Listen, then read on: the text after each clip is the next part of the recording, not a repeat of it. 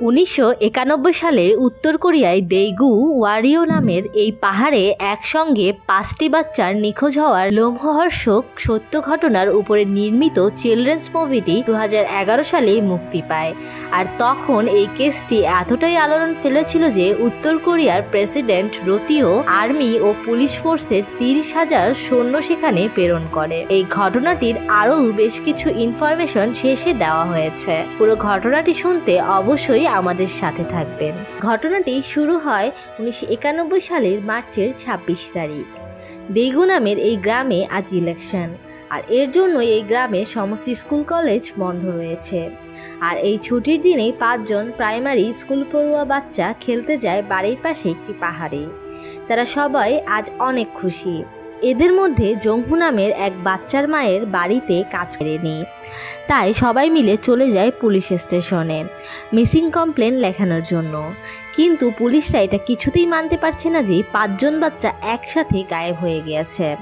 তারা বলে দেয় যে হয়তো সব বাচ্চারা এখনও কোথাও খেলছে, সময় হলে তারা ঠিকই বাড়ি ফিরে আসবে। সব বাবা মারা মিলে যখন পুলিশকে জোর করে মিসিং রিপোর্ট লেখানোর জন্য, তখন তারা বলে দেয় যে কমপক্ষে একদিন না পার হওয়া পর্যন্ত তারা মিসিং রিপোর্ট লিখতে পারবে না। এছাড়াও ইলেকশনের জন্য তারা আজ প্রচুর ব্যস্ত। তাদের হাতে বিন্দু পরিমাণও সময় নেই। ঘড়ি বানিয়ে বিক্রি করে তার কেরিয়ারে আগে যাওয়াই হলো তার প্রধান কাজ। এদিকে পুলিশ স্টেশনে মানুষ কল করে তাদের নানা রকম থিওরি জানাতে থাকে পেয়েছে। তবে তার এই আনন্দ বেশিক্ষণ স্থায়ী হয় না, কারণ এরপরেই তার উপরে একটি ইনকোয়ারি শুরু হয়। কারণ সে ডকুমেন্টারি করার জন্য হরিণদেরকে ইচ্ছে করে না খাইয়ে রেখেছিল, যাতে করে সে হরিণদের খাবারের অভাব নিয়ে একটি ডকুমেন্টারি থেকে দেইগু নামে সেই ছোট্ট গ্রামে ট্রান্সফার করে দেওয়া হয়। এতদিন পরে পুলিশ খোঁজ পেয়েছে বাচ্চাগুলোর লাশ নাকি সেই লেকে আছে। অনেক খোঁজাখুঁজির পরেও বাচ্চাদের কোনো ছিটে ফোঁটাও পাওয়া যায় না। রাতে কং তার কলিগদের সাথে বসে ডিনার করছিল। সে সময় কং বলে ওঠে বাচ্চাদের এই কেসটি অনেক বছর হয়ে গিয়েছে, আর এটা এমন কোনো বিষয় না যে সেটা নিয়ে পুলিশ এত মাথা ঘামাচ্ছে। আর এখানে তেমন কোনো ড্রামাও নেই যেটার জন্য গল্পটি তাকে মনে রাখতে হবে। আর এই কথা শুনে তার বস অনেক রেগে যায়। তাকে বলে এই কথাগুলো কি তুমি ওই বাচ্চাদের বাবা মাকে বলতে পারবে? কংয়ের বস এসব কথা শুনে সত্যি প্রচণ্ড রেগে যায়। এরপর কং সমস্ত রিপোর্ট চেক করছিল, তখন তার চোখে পড়ে ওই 5 জন বাচ্চার ফাইল। কৌতূহলবশত সে ওই কেসের সমস্ত রেকর্ডগুলো দেখতে থাকে। সেখানে এসে দেখতে পায় এক কলেজ প্রফেসরের ইন্টারভিউ। সেখানে প্রফেসর বলছিল ওই দিন ইলেকশনে বাধা সৃষ্টি করার জন্যই বাচ্চাগুলোকে কিডন্যাপ করা হয়েছে। কিডন্যাপারদের কিছু একটা গড়বড় হয়ে যাওয়ার জন্য বাচ্চাগুলো আর বাড়ি ফিরতে পারেনি। কং এই ইন্টারভিউটি অনবরত দেখতে থাকে, আর এরপরেই সে চলে যায় সেই কলেজের প্রফেসরের সাথে। বাচ্চাগুলোর বাবা মাদেরকেই দোষী মনে করছে, সেটা সে তার ইন্টারভিউ দেখেই বুঝতে পেরে গিয়েছে। প্রফেসর কংকে তার রুমে নিয়ে যায় এবং সেখানে গিয়ে কং দেখতে পায় সে নিজেই এই বাচ্চাগুলোকে নিয়ে একটি ইনভেস্টিগেশন করছে। প্রফেসর কংকে বলে এই ছোট্ট গ্রামে বাচ্চারা সারাদিনই খেলাধুলা করে, মাঝে মাঝে সকালে খেলতে যেয়ে একেবারে সেই সন্ধ্যায় বাড়িতে ফিরে। কিন্তু ওই দিন বাচ্চারা খেলতে যাওয়ার কয়েক ঘন্টা পরেই জংহুর মা তাকে খুঁজতে বেরিয়ে পড়ে। এমনকি বাচ্চারা যে নিখোঁজ হয়েছে সে কথাকে একটি কল রেকর্ডিং শোনায়, যেখানে বাচ্চারা কিডন্যাপ হওয়ার 2 মাস পরে জংহু তার বাড়িতে ফোন করেছিল। তবে তার মা শান্ত গলায় জংহুকে শুধু 2টো প্রশ্ন করে, তুমি কি জংহু? উত্তরে হ্যাঁ আসার পরে আবার জিজ্ঞেস করে তুমি কোথায় আছো।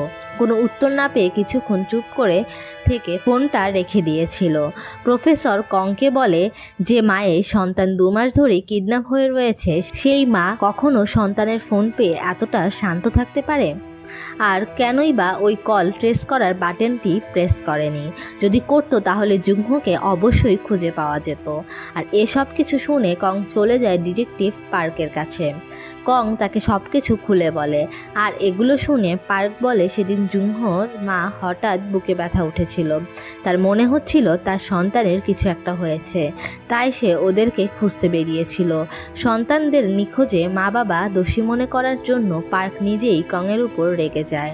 তবে কং এবং প্রফেসর এই কেসটা এত সহজে ছাড়বে না, তারা এর পিছনে রহস্য উদ্ঘাটন করেই ছাড়বে। তাই তারা দুজন মিলে চলে যায় জুংহুর বাড়িতে, আর জুংহুর বাবা এদের পরিচয় জানতে পেরে তাদেরকে ঘরে নিয়ে আসে। তাদেরকে যা পড়ে রয়েছে সেটি দেখতে পায়, আর সেই রুমে নতুন ঢালাই করা হয়েছে। এরপরেই জুংহুর দাদি এসে অদ্ভুত ইশারা করতে থাকে জুংহুর বাবাকে দেখিয়ে। জুংহুর বাবা এটা দেখলে তাকে রুমে যেতে বলে। এরপর প্রফেসর তাকে জিজ্ঞেস করে সেদিন কেন তারা ট্রেস বাটনে প্রেস করেনি। তখন জুংহুর বাবা বলে কলটি ট্রেস করার জন্য বাটনে চাপ দিয়ে প্রেস করা লাগে, আর জুংহুর মা সেটা রিসিভার বাটনে দিয়ে প্রেস করতে চেয়েছিল। হয়তোবা হাত স্লিপ করে যাওয়ার কারণে এই বাটনটি প্রেস হয়নি, আর এজন্য আজ পর্যন্ত তারা রিগ্রেট ফিল করছে। পাশের রুমেই জুংহুর মা বসে সে তার কাজ করছিল, আর এটি দেখে প্রফেসর ভাবতে থাকে ছেলের ব্যাপারে এসব কথা শুনেও মা কোনো রকম ইন্টারেস্টেড না, আর এসব দেখে প্রফেসরের খুব একটা সুবিধার মনে হয় না। চলে যাওয়ার সময় প্রফেসর তাদের টয়লেটে যেতে চায়, কিন্তু অবাক করা বিষয় হলো জুংহুর বাবাও তার সাথে সাথে পাশের টয়লেটে যেয়ে কথা বলতে থাকে, আর এর জন্যই প্রফেসর জুংহুর বাবার প্রতি একরাশ সন্দেহ নিয়ে সেখান থেকে চলে যায়নি। পাহাড়ে যাওয়ার আগেই তাদেরকে ধরে আনা হয়েছে। এটা শুনে কং কিছুটা অবাক হয়ে যায়। রাতে তারা এই বিষয়টি নিয়ে আবার আলোচনা শুরু করে। প্রফেসর তখন বলে জুংহুর বাবা টয়লেটে যাওয়ার দরজাটি একটু খোলা রেখেছিল, আর সেখান দিয়ে জুংহুর বাবা উঁকি মেরে দেখছিল। তাছাড়া ওই টয়লেটটি ছিল মহিলাদের, তবুও সে কেন ওই টয়লেটে গেল? এছাড়াও বৃদ্ধ মহিলার ওই অদ্ভুত ইশারা, এসব কারণে প্রফেসর মনে করে বাচ্চাদের বডিগুলো ওই বাড়িতেই ওই টয়লেটেই রয়েছে। এর পরের দিন কং এইসব তথ্য নিয়ে যায় ডিটেকটিভ পার্কের কাছে। পার্ক বলে এই দুনিয়াটি খুবই নিষ্ঠুর, তাই বলে ওদের বাবা মাদের ওপরেই সন্দেহ করবে? মানুষের মন বলে তো কিছু রয়েছে। কং যেসব না, সে এই কেসটি সলভ করতে চাচ্ছে এটা ভেবে যে এমন একটি জটিল কেস সলভ করতে পারলে সে আবার সিউল শহরে ব্যাক করতে পারবে। আর এর জন্য কং ঠিক করে সে এই সব কিছুই ইন্টারভিউতে বলবে। তবে তার বস এটা শুনে খুবই রেগে যায়। এত সেন্সিটিভ একটা বিষয় কোনো প্রমাণ ছাড়া টিভিতে দেখানোর রিস্ক তারা নিতে পারবে না। তবে কং নিজে দায়িত্ব নিয়ে ইন্টারভিউর ব্যবস্থা করে, যেখানে প্রফেসর জুংহের বাবাকে অপরাধীকে সেখান থেকে বেরিয়ে যেতে চাইলে প্রফেসর তাকে বলে ওঠে সে জানে বাচ্চাদের ডেড বডি ওই ওয়াশরুমের ভিতরেই রয়েছে। আর এ কথা শুনে জুংহের বাবা নিজেকে কন্ট্রোল করতে পারে না। সেখানেই প্রফেসরকে একটি চটকানা মেরে বলে তোমাদের যা ইচ্ছে হয় করো, কিন্তু তোমাদের সন্দেহ যদি ভুল প্রমাণিত হয় তাহলে এর ফল মোটেও ভালো হবে না। এরপরে প্রফেসর সকল সরকারি অফিসারদের তার সমস্ত থিওরি এবং ইনভেস্টিগেশন সম্পর্কে জানায়।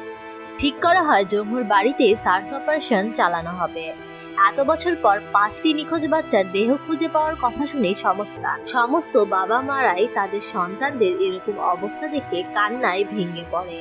আর এইদিকে কোনো রকম ফরেনসিক ছাড়াই পুলিশরা সাংবাদিকদের বলতে থাকে বাচ্চারা হাইপোথার্মিয়ার কারণে মারা গিয়েছে।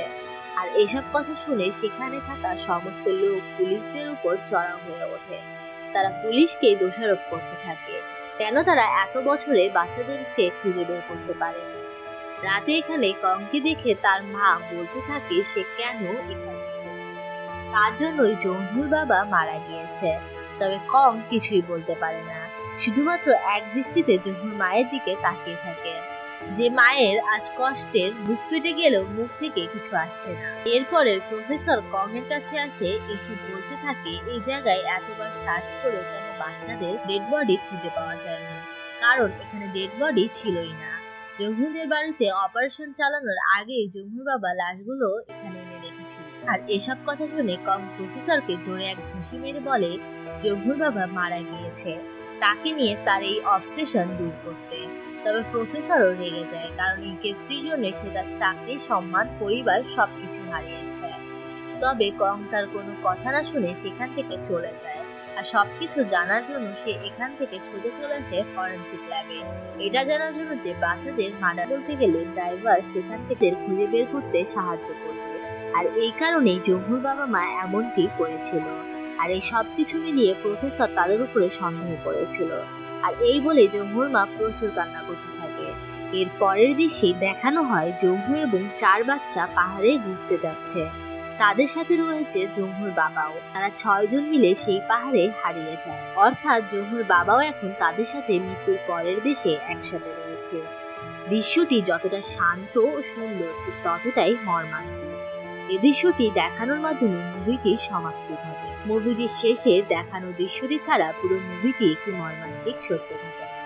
মুভিতে খুনি এবং কং এর চরিত্রটি কাল্পনিক হলেও প্রফেসরের চরিত্রটি কিন্তু বাস্তবে ছিল। মুভিতে জহুর বাবাকে দোষী ভেবে তাদের ঘর থেকে মাটি খুঁড়ে লাশ খোঁজা সেই প্রফেসরের নাম ছিল কিম দাও। আর এই কেসটির রহস্য পুলিশ আজও উদ্ঘাটন করতে পারেনি। কোরিয়ার আইন অনুযায়ী কোন খুনের 15 বছরের মধ্যে সেই খুনের অপরাধীকে খুঁজে বের করা না যায়, সেই কেসটির ফাইল বন্ধ করে দেওয়া হয়। আর 15 বছর পরে যদি খুনিকে খুঁজে পাওয়া যায়, তারপরেও খুনের আর কোনো শাস্তি হয় না। আর ঠিক এই জিনিসটি সেই বাচ্চাদের সাথে হয়েছিল, যদিও পরে এই আইনটি কোরিয়া বাতিল করে দেয়।